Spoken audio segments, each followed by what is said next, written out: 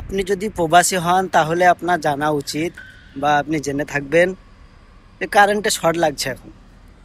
মানে যারা প্রবাসে আছে তাদেরকে এই শর্টটা লাগে কেন ভাই?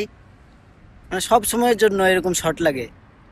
আর কোনো জায়গায় টাচ করলে যদি অন্য কারোর সাথে টাচ হয়ে যায়, ধরে নাও আরেকজন আসছে, ধরে নাও আমার সাথে কেউ দেখা করতে আসছে, তার গায়ে যদি টাচ হয় তো শর্ট লাগে। কোনো গ্রিলে যদি হাত লাগে শর্ট লাগে। এমনকি গাছে পর্যন্ত যদি টাচ করা হয় শর্ট লাগে। কেন এরকম হয় প্রবাসে?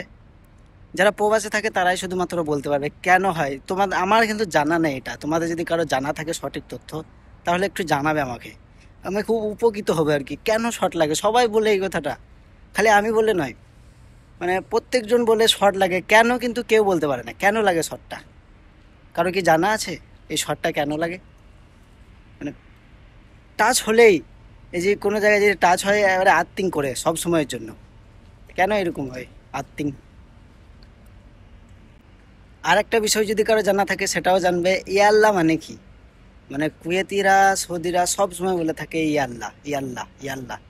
মানে যে কোনো কাজে ধর না, ডাকার সময় ডাকলো ইয়াল্লাহ, ইয়াল্লাহ গুম। মানে গুমটা তো আলাদা বিষয়, ইয়াল্লাহ গুম মানে উঠো বা এসো, ঠিক আছে। ইয়া আল্লাহ শব্দের অর্থটা কি? ইয়াল্লাহ।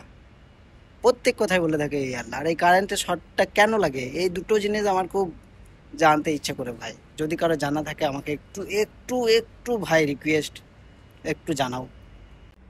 মানে কারেন্টের টাচের খালি ফিলিংটা করে, মানে আর্থিং করে যেমন শর্ট লাগে না, ঠিক করে একবারে আচমকা লাগে। সবসময় না যে জোরে হাত দিই তাহলে কিছু হয় না, যদি জোরে হাত দেওয়া হয়, এই যে গাছের জোরে যদি হাত দিই কিছু হবে না, কিন্তু একবারে খুব স্লোলি হাত দিই। বিশেষ করে টেবিলগুলো এবং কি ওই তোমার কি বলে ব্ল্যাঙ্কেটে আগুন পর্যন্ত কাটে।